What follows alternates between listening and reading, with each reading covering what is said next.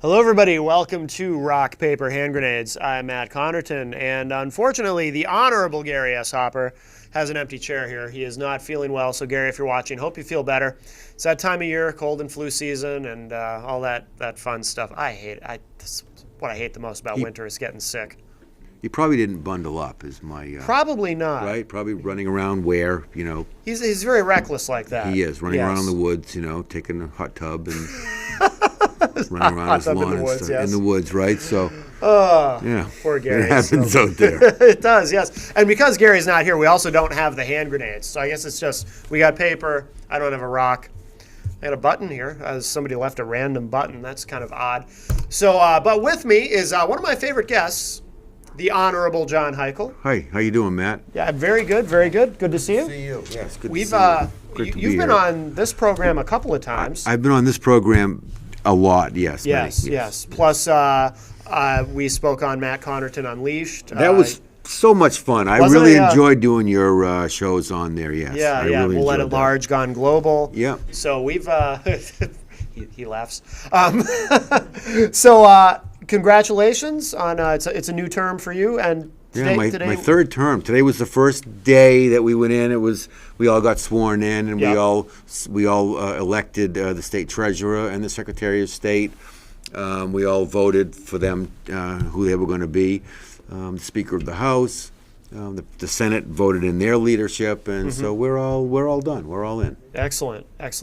Now you represent Goffstown. Yes. Okay. Yes, town of Goffstown. Okay, and this is your third term starting now, and it's the landscape is different now.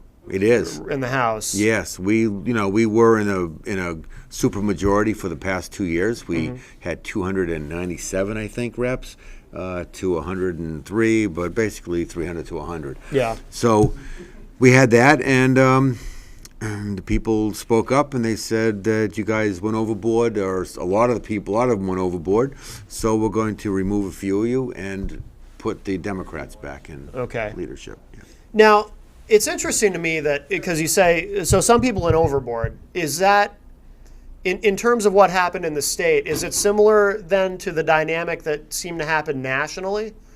Because it seems like nationally Republicans had a rough election because you had some people who, said things that kind of caricatured the entire party. Do you know what I mean? Well, I think did that also happen in New Hampshire? I think New Hampshire had the biggest hit of all states. Really? Yeah, I think so. Didn't really pay attention. We were all kind of stunned Wednesday morning, the November 7th. Yeah. So we were all a little stunned, or 6th, whatever. Anyway, that Wednesday morning, we were all kind of stunned. Yeah. I was here with Mitt Romney on Monday night at the Verizon Center. Kid Rock was there. The atmosphere was unbelievable. I don't think Mitt thought in a million years that he could have been defeated so heavily. Yeah. And I don't think the other Republican candidates thought so either. Right. But the Democrats are a well-oiled machine. They understand how to win elections. The GOP needs some catching up, and they hopefully will get their act together sooner than later. Yeah. Because we have our state convention January 26th, I think, and we're going to be electing a new chair. Wayne McDonald has decided not to run again.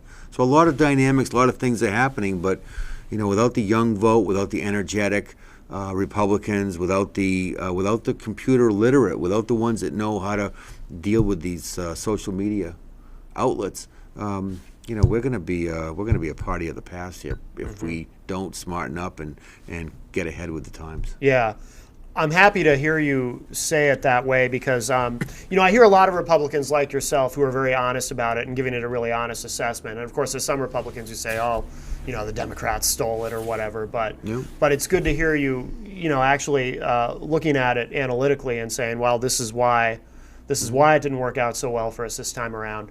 And they beat us. Yeah. I mean, they beat us fair and square. They didn't break the rules. Right. I mean, they might have, but I don't think they did. And it's not coming out. So, hey, they beat us. Yeah. So what are you looking for in this next term? What are some of the things that you individually or you as a party you think you should be tackling? Or because the Republican Party in New Hampshire is interesting in that, you've got you've got some moderates certainly, and that's why gay marriage passed. And did not. I know you voted against repealing it, correct? Yes. And you've also got, I hear Gary, for example, talk about the Free Staters and the more libertarian wing of the party, and the more, I guess, what you'd call mainstream conservatives like Gary, and probably some Tea Partiers in there too, right? So it's there's a lot of these got groups. Everybody's calling themselves something else. Right. There's a Republican Liberty Caucus of New Hampshire.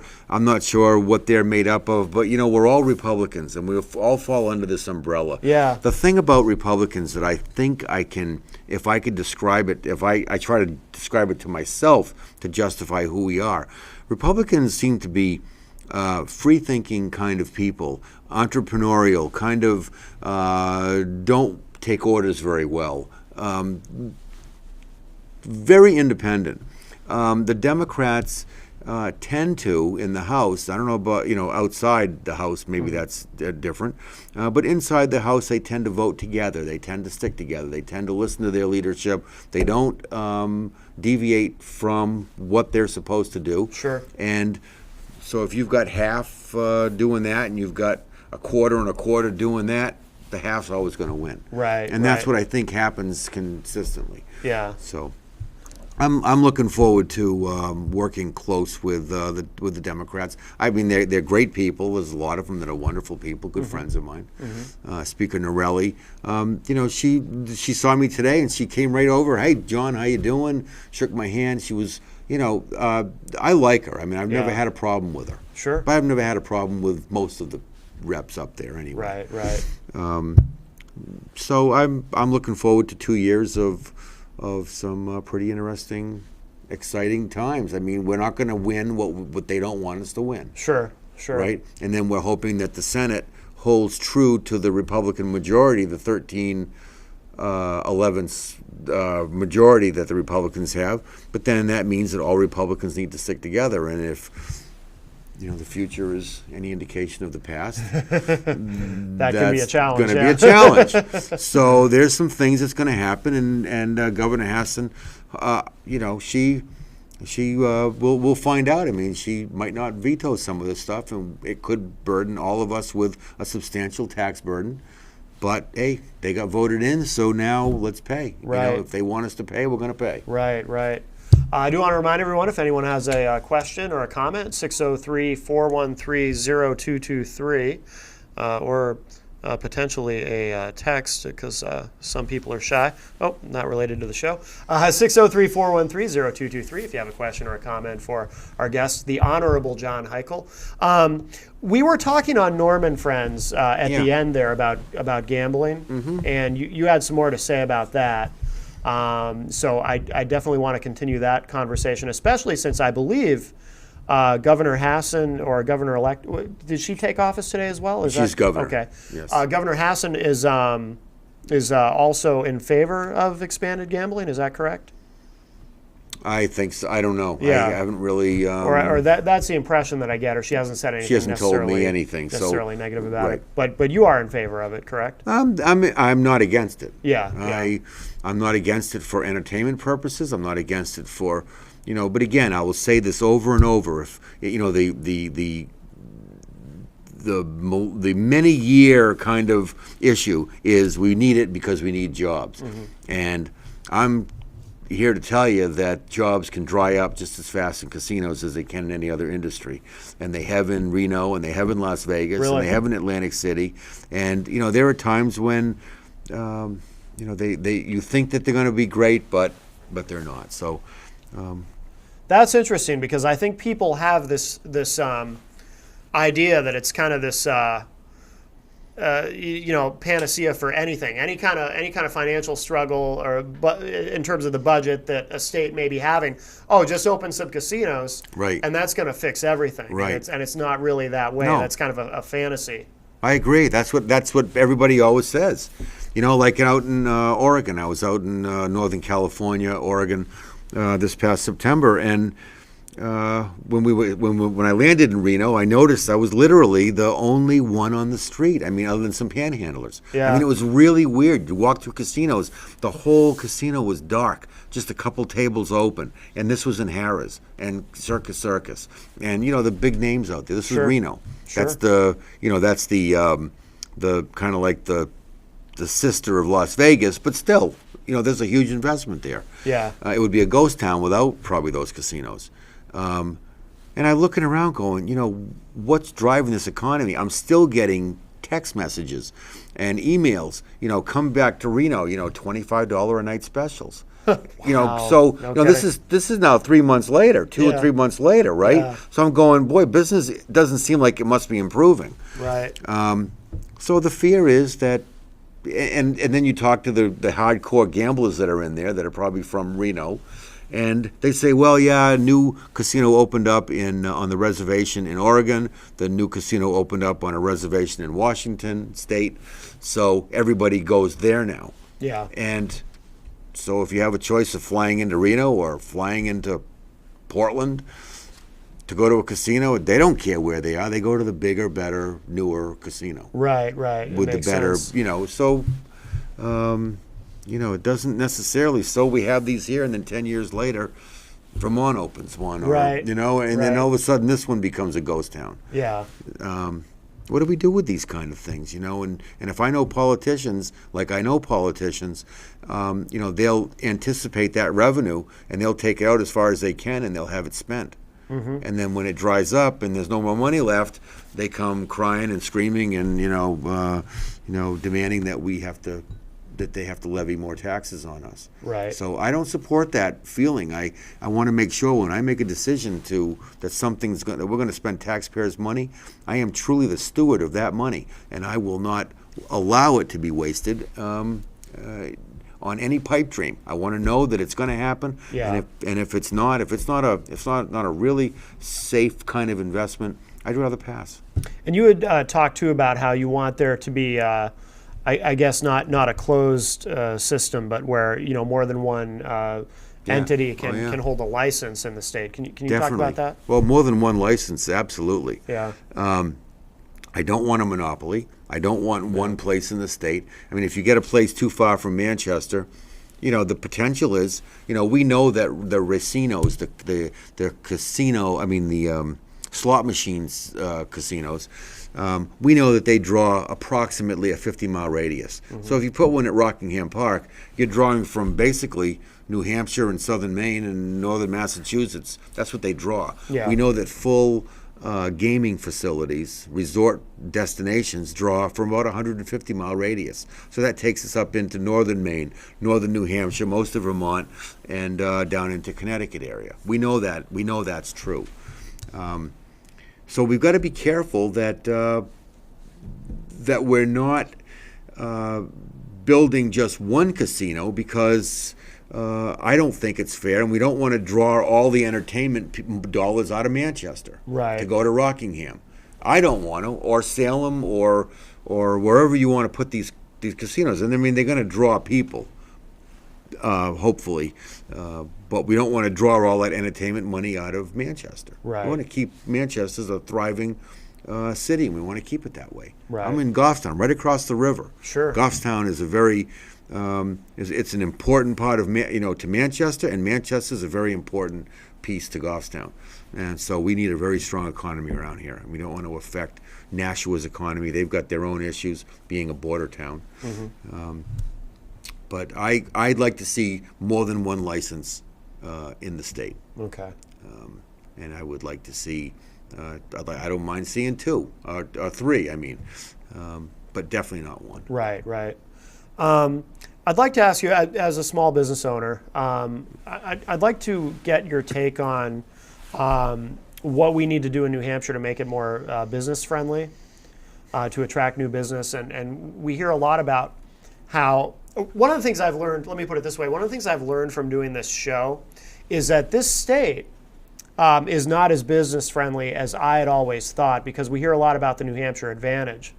And I've learned from doing this show that in many ways, it's not really sort of this I thought it was this all-encompassing thing. Like everything about New Hampshire just makes it so easy to come here, open a business, do business. But apparently, that's not necessarily true. But actually, we'll grab this call and then. Oh, actually, it's Gary. It's the Honorable Gary S. Hopper on the phone. Hello, Gary. Hi, Matt. How you guys doing? Well, more importantly, how are you doing? How are you feeling? I feel like crap. Really? Yeah. What's the matter with you? Lungs are all messed up. My grandchildren brought over a nice flu or something that screwed up my lungs, and my lungs aren't that great to begin with. So. That's why I don't have a family. They Right. make you sick. That's grandchildren, Yeah, right? Yeah, They'll do it my every family time. makes me sick. Yeah, That's exactly. I think that's a good quote. I probably should put that on my re-election thing next time. Yes, yes. You know, I think that would be helpful. No, I just wanted to thank John for coming up and for you for filling in. And I'll take my question off the air. No, sorry, I can't laugh. I'll start having an asthma attack again. Oh, wow. Anyway, I was curious. John was saying he thinks there should be at least a couple licenses. Mm-hmm. And as you know, one of the reasons I don't support gambling is because I think it's fundamentally against the 10th Amendment to the Constitution. That the government can't be used to help any one class of people or group of people, and if you have only a single one or two licensees, then you're or even regardless of how much money you charge, you're using government to create an industry that only a few people can benefit from. And in other words, to me, if it was actually constitutional, gambling, if you're going to allow gambling, you have to allow every mom and pop store in the state to open up, have one-armed bandits and everything else. I just, I'll take that off the air, but I was curious how John thought about that. Okay, interesting. Yeah, I'm glad to answer that question All for right, you, all right. Okay, thank you, Representative. guys. Okay, thanks, Gary. Feel better soon, man. Right. Yeah, bye. Bye-bye. Yeah, Yeah. It's interesting. Yeah, I think that when I said 2, I don't know if I meant 2 or 3 or 10 or Yeah. 100. I don't.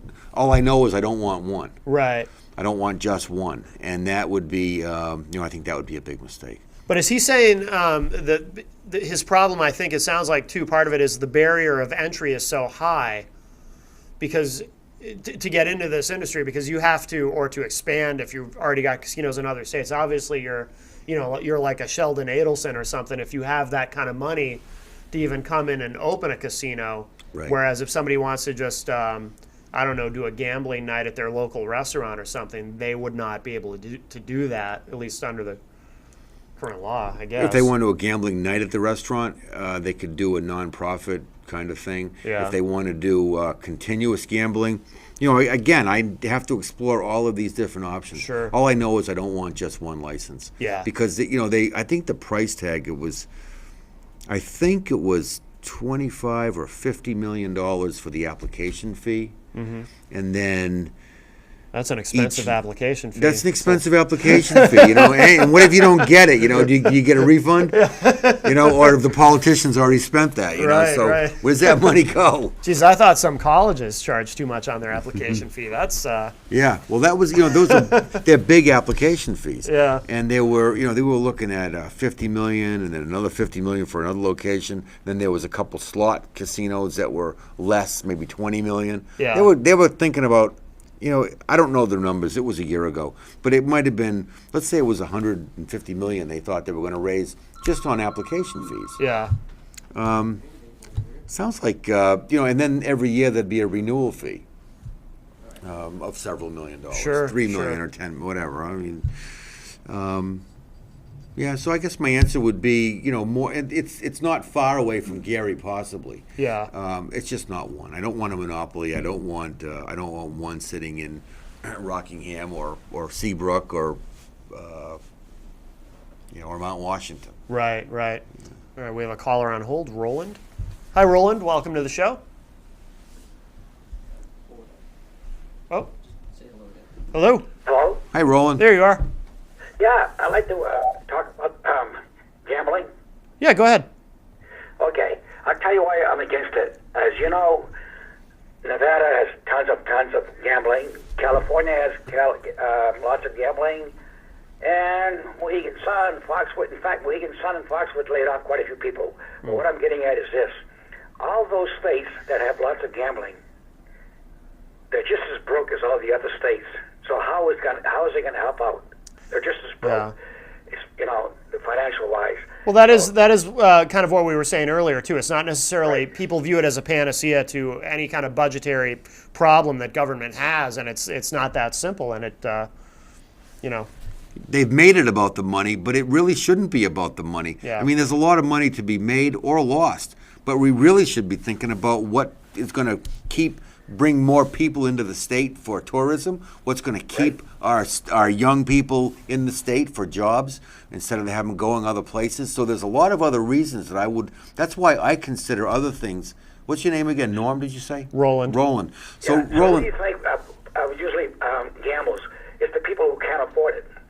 So there'll be more people on welfare. There'll be more. No, seriously, it's the people who can't afford it is the one that's spends some money. Even I understand that even some of the people on Social Security spend the whole check gambling.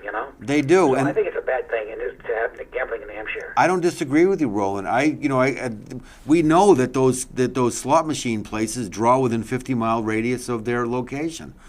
So we know that the people closest to those are the ones that go there the most. And and that's a big problem because those we may let's say we take their Social Security and their welfare checks and their paychecks and their mortgage payment checks, and all of a sudden we've made a bunch of money on revenue from the casino, but we're spending 5 times that on Health and Human Service, on Medicaid and Section 8 and welfare and all the other things that we are going to have, and with all the social ills that gambling brings into the state. But like I said, I hope it never passes. Then we have Democrats. They're always looking, for new revenue. Okay, then thank you very much, and I enjoy your show so much. We Bye-bye. appreciate that. Thank you. Thanks, Roland. Yeah, and he's right on. Roland's right on there. That's the other side that you've got to make sure that we're not. We invest in this business like investing in any business. Yeah. You're going to invest in a business knowing that it's a 50-50 in 2 or 3 years from now? Sure. Of course not. But they will do it on other people's money because the politicians that vote this stuff in didn't sweat and earn that kind of money. They just have a checkbook and and they want to buy this. That's true. true. And they'll do it. That's true. So the point is that we've got to really make sure that this is a great, going to be very good for the state, and we also know that there are social ills that go along with it. Good old-fashioned cost-benefit analysis that you have to do. Right, really. it's just like any other business. Yeah. It's a business wouldn't go out and invest in something that they know is a 50-50 that could close in a couple of years. I'm curious. Roland made a comment right at the end there about, with Democrats in control, this has a better chance of passing or something. I forget how he phrased it, but he mentioned the Democrats. How partisan is this issue from your viewpoint? Because it seems to me that it's not. Some issues are very partisan. Yeah. One side is pro, the other side's con, and then some issues the lines are blurred. I get the impression with gambling the lines are blurred. I know a lot of Republicans who are for it, some who are against it, some who are sort of for it, but with some reservations, as you seem to be. You have some ambivalence about it. Sure. I mean, is this really a nonpartisan issue, or are Democrats generally in favor of it, do you think? Well, 4 years ago or 2 years ago, whenever I voted for it for the first time, it failed, and the Democrats were in the majority. Okay. And the reason it failed was because they didn't want that influx of revenue coming in from the licensing fees and the application fees and the revenue that the casino could generate. So the Democrats that were in control 4 years ago voted against it because they wanted a sales and income tax. Oh, okay. And they didn't want this. They didn't want to be able to say, well, we don't need a sales and income tax because we have enough money now. Right. So they voted against it for that. So what was really funny when I voted for this 4 years ago, I voted against gambling 4 years ago. But we voted against it for 2 different reasons. Mm-hmm. I voted against it 4 years ago because I knew it's not going to save our economy. They voted against it because they wanted a sale and income tax, and they didn't want this influx of new money coming in. So they still wanted to appear like we still needed money from something. Right. So we both voted for the same thing for different reasons. Yeah, interesting. Yeah. If we can, I'd like to circle back to the other question I'd asked you about what we need to do to improve the business climate in the state. Any thoughts that you have on that as a small business owner? Yeah, business regulations, Yeah. open up. I know my garage. I mean, I own a small auto repair shop. I mean, it's, I've been doing it 25 years. I've been fortunate. But my garage insurance has doubled in Really? the past year. For no claims, no nothing, no problem. It's doubled. Wow. Don't know why. Shopped around. Competitors were maybe a little bit less, but they were all substantially more than I was paying last year. Business regulations, business taxes, all of these things need to go away. I'm afraid that the leadership in the House this time and the governor and the Senate, I mean, if there's a flaw that I feel is coming down the road, is that I don't think that they're going to be repealing any of these taxes. Sure. I think the state also, the $30 fee that the legislature eliminated last time could get put back in this time as well on registering your vehicles, for instance. Oh, okay. So all the things that we did, the potential of everything we did that rolled back spending could be done this time. Do you think there's probably no chance, I would assume, this term of a constitutional amendment against state income tax? Is that I doubt it. Yeah. I doubt it. I don't think that would pass this time. Yeah. You're right. Yeah. Right. I mean, it didn't pass last time. Right. Yeah. That's a tough one because there's a lot of folks that say they always want to leave that open. Yeah. And I'm not sure why. I hear Republicans say that too. We want to leave that open. I know I would never support a sale or income tax because that's what New Hampshire's known for. That's what we're built for. I mean, that's what we're built on. And that's part of the New Hampshire advantage that I mentioned. That's one of the things when people cite specific things that about the New Hampshire advantage, that's one of the things that they mention. Right. They definitely mentioned that, and we've marketed that well. They also mentioned, our lakes and rivers and ski slopes and our recreational things that we do, and our clean air and our clean water and our highway system and our airport, and all these things make New Hampshire a really great place to be. Absolutely. No major earthquakes, no major tornadoes, hurricanes. I mean, we get the wind and stuff once in a while, but basically, New Hampshire's a great place to be. Yeah, absolutely. And it's the best state in New England to live in, and I hope it continues this way. And but if the Democrats aren't careful, they'll be thrown out in 2 years, and we'll reverse it again. So that's the life of being in the legislature. So they really, they're compelled to do the right thing this time. Sure. We'll see if they do. Sure.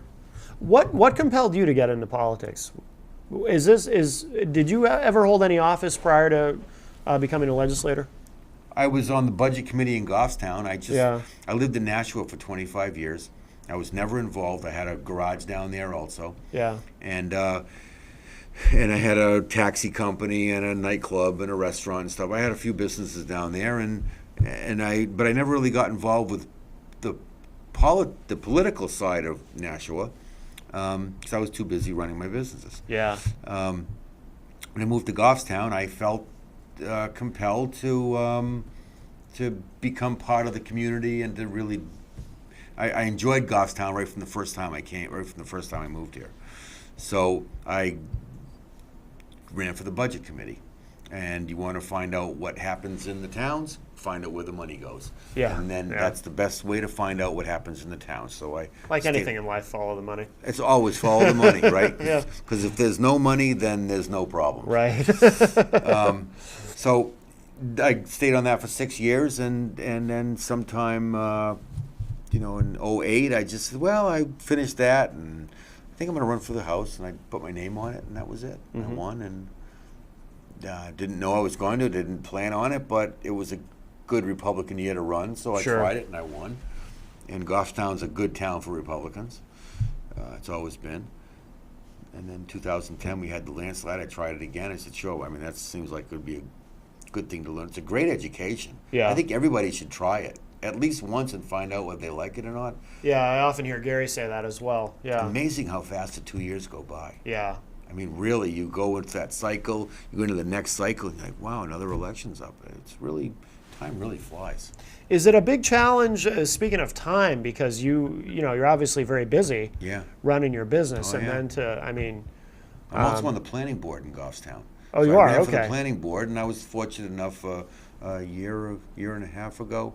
I won on the so I've been on the planning board now for a year and a half. I'm vice chair of the Goffstown Planning Board, and I believe in approving more than I turn down. Right. And the planning board in Goffstown has always been the board of no. And Really?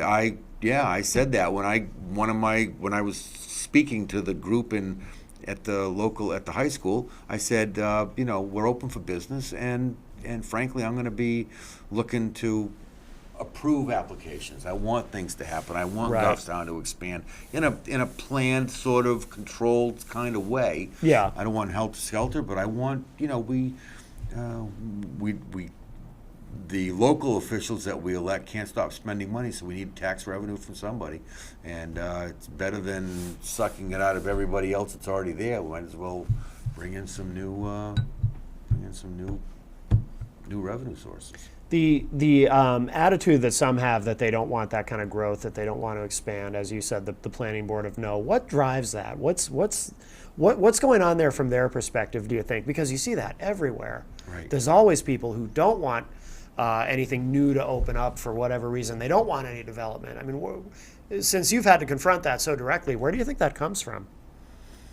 Well, they might have enough money to pay for increased property taxes, because that's how we raise all our money in this state, Yeah. for each town. So they may have jobs or families or entitlements that doesn't really matter if their property taxes increase by 10 or 20% a year. Right. And that's, and a lot of them just don't like progress. I mean, they don't like expansion. Yeah. I don't know. They do seem to find themselves on the planning board, don't they? And and other places in town, planning and zoning. I mean, they do seem to find themselves. Maybe they have more time than anybody else, so Yeah. they run those positions. They get on there, and they. Yeah, because you see that, and it's almost like they think that, you see people in relatively small towns that have that attitude, and it's as though they think, a couple new businesses open, they think it's going to suddenly turn into this booming metropolis, and they're going to be overwhelmed or something. Right, I know, and I don't get it either, because if it's planned, the planning board plans. Right. So if they plan, but these planning boards are planning for nothing, and they're just and they're protecting. They should be calling the Yeah. the protectionist board, Yeah. not the planning board. Yeah. But that's what I ran on, and people liked it, and I won. I think that I was like in a small Goffstown election. Mm-hmm. I think I was 700 votes higher than the next guy behind me. No kidding. So, that meant something. I said, we're open for business, and we're going to get approvals. Yeah. Yeah. And we get approvals all the time. When they come in front of us now, and people, they own a house and they want to expand their garage, they want to do something on their property, it's like, I feel bad you even have to come and ask me. It's Right. your property. Right. You want to build another bedroom on your house, I feel bad you have to even come and ask me. Right. Yeah. Yeah. It shouldn't be that way. No, it isn't. But no. the servant asks the master, right? So it tells you who's the master and who's the servant, Right, right. and that's our fault for giving it for losing control of who's the true master. Yeah, of our absolutely. property. Now, when you initially decided to run for the legislature, were there specific issues, key issues that you were interested in, or was it more just a broader kind of, I want to Yeah. make a difference? Or No, I had no agenda. I Yeah. didn't know what I was getting into. Everybody said try it. Yeah. The position had opened up. The opportunity came, and I tried it. yeah, I had no idea, and it took me a year to figure out, kind of get my bearings. yeah, 4 years later, I feel pretty confident what I want to do. yeah,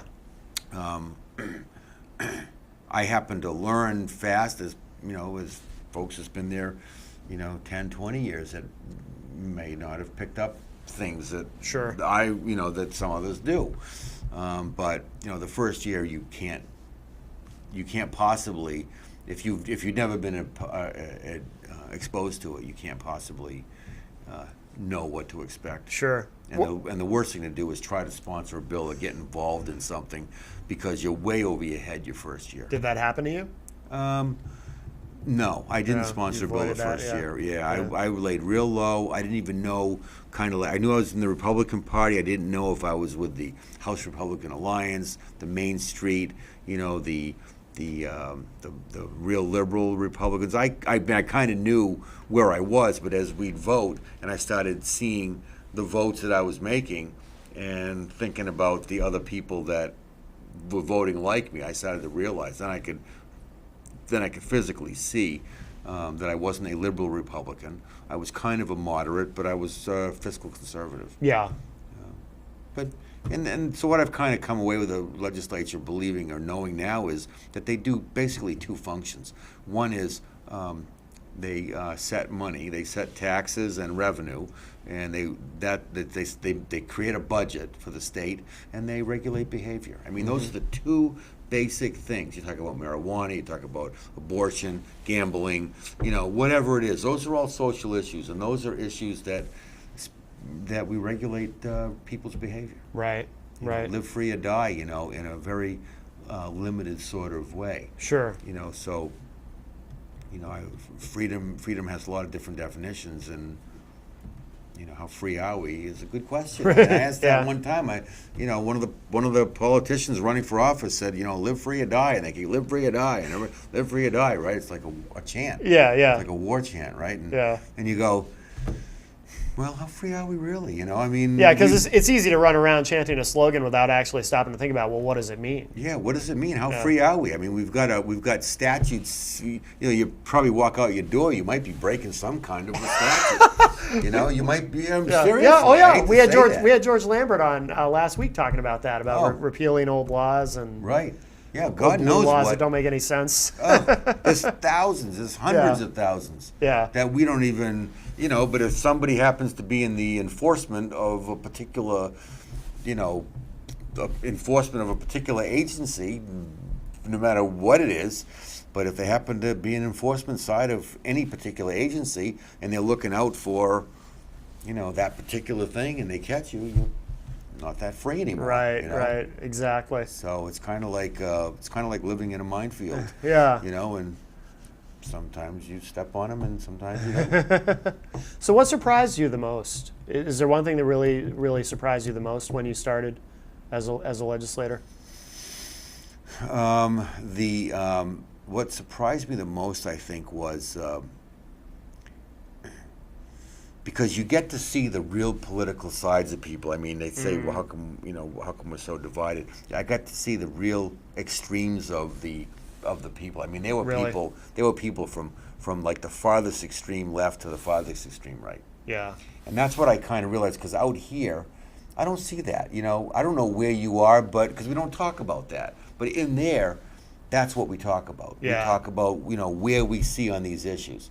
And the farthest left thing that I think happened, well, there was probably a few of them back when I was in the minority the first time, was the transgender bathroom bill. Yeah. Never forget that one. That was Yeah. going to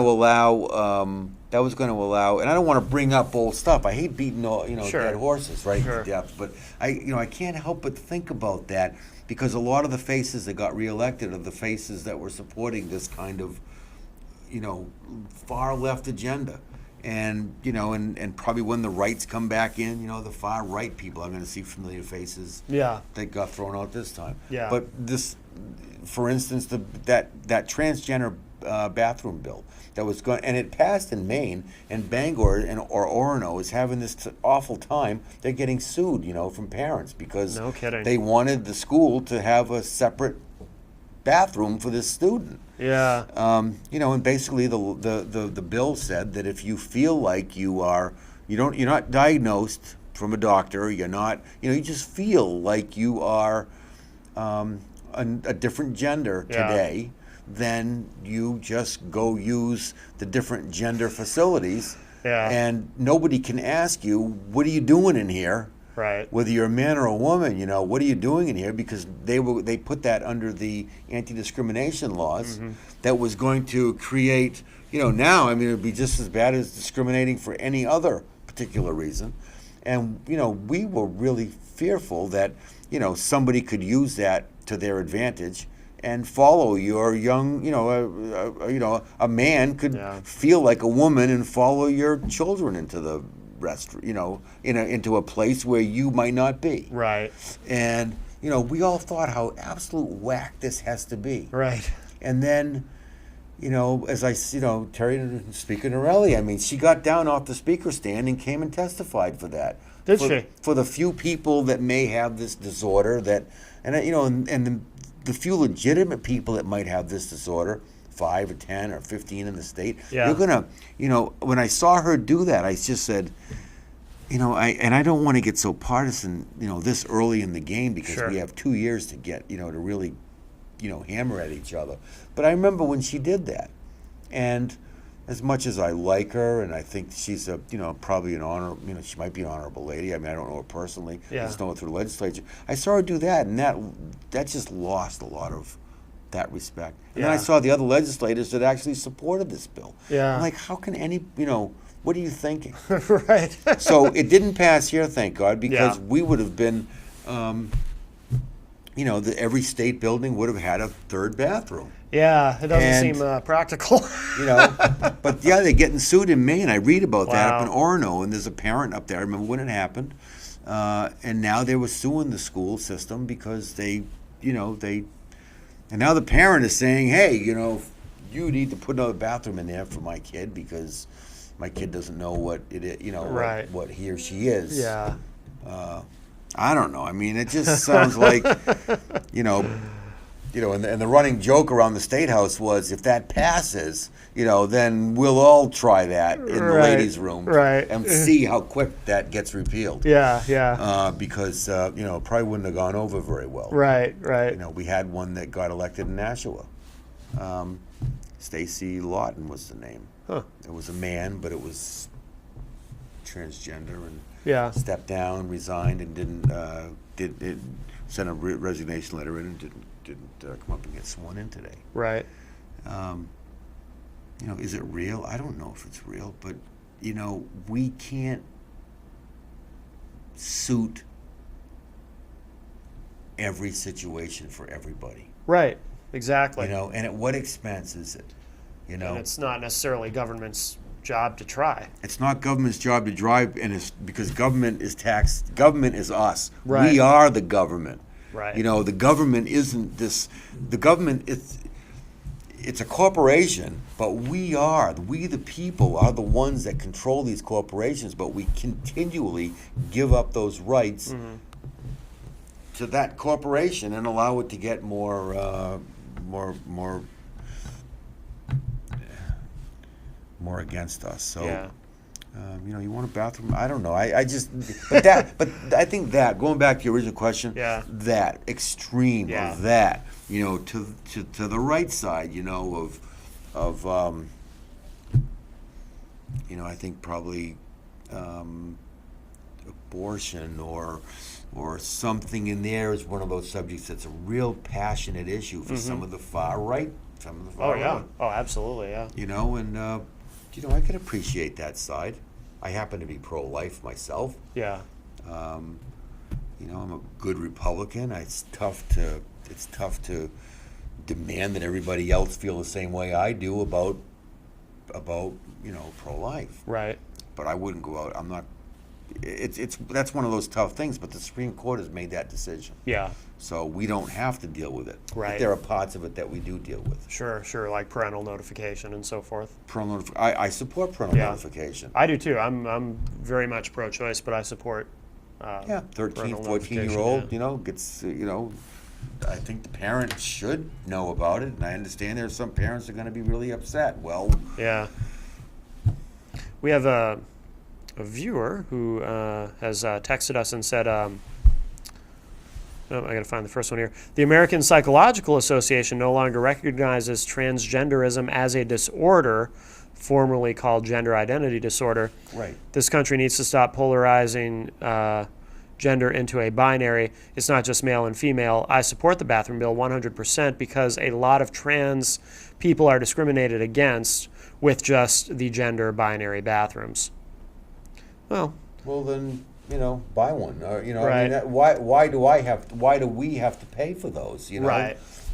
They got to come from somewhere, and and what do you have to have two transgender bathrooms because one might be occupied, and and do we have a female to male bathroom and a male to female bathroom, and where does this end? Right. You can't build another bathroom in every public building. Or two, Just- because right. right. It's not What if practical. one's occupied? Yeah. Are you in the you got a Yeah. pants with an X in pants to skirt, or skirt to pants, which Yeah. one do you pick? Right. Right. And what do we do if ours are all busy? Can we? Yeah. I can see it getting complicated. Boy, oh boy, it gets complicated. So stick with we got. I think our Creator gave us two genders. Pick one. Pick one for 5 minutes. Right. Pick one for 5 minutes and go for it.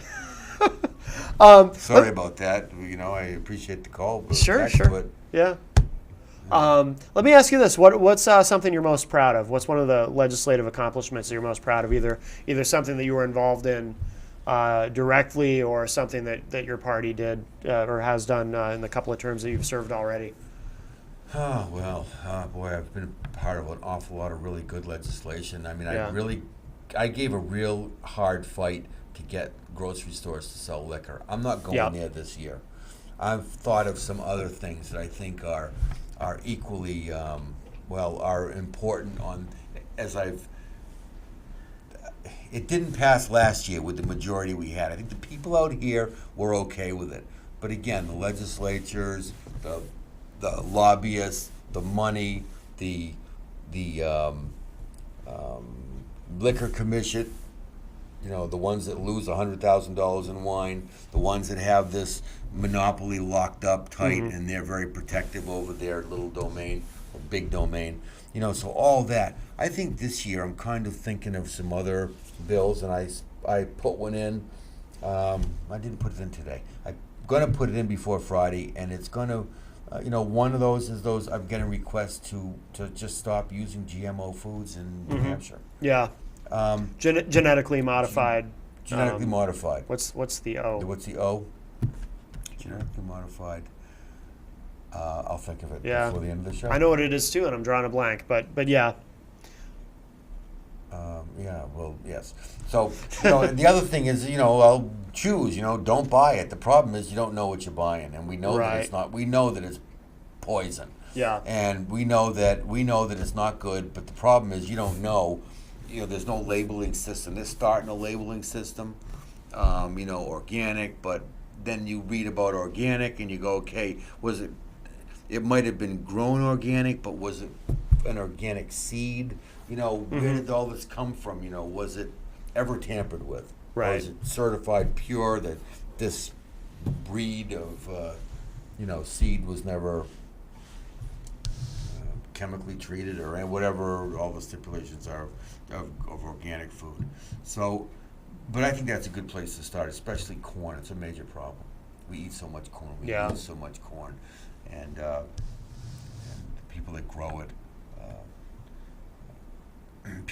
naturally tell me about it. A lot of consumers talk about it. So something like that. Maybe more things, because one thing I did learn, being in the majority, and I wasn't one of the ones demanding that you sign right to work, or demanding that you, didn't renounce,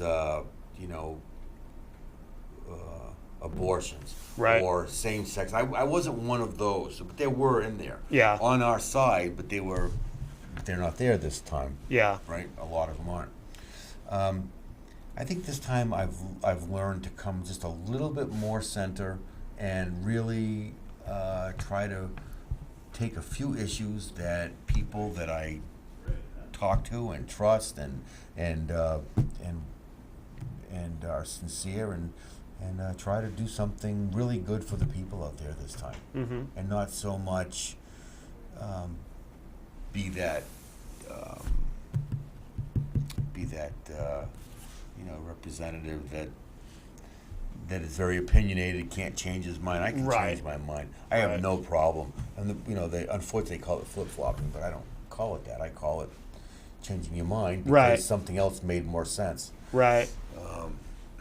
Yeah. No, I agree, and that's something that obviously, yes, politicians, when they change their mind on something, it's called the flip flop, but it's really, if you think about it, it's and I'm sure sometimes when politicians do that, it is a flip flop for the a benefit of political expediency.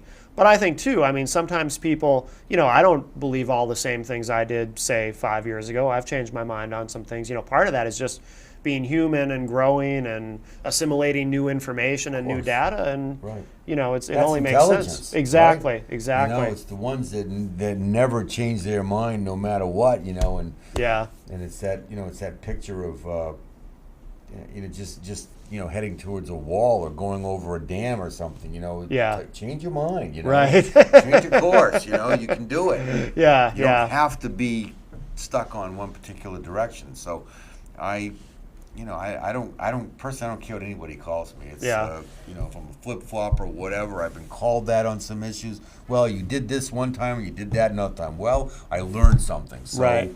a better answer is my second time. Right, right. Yeah, it's a fun thing. It's the people. It's the people that I interact with outside the legislature. And the people I interact inside. The inside is it's kind of fascinating. Yeah, yeah.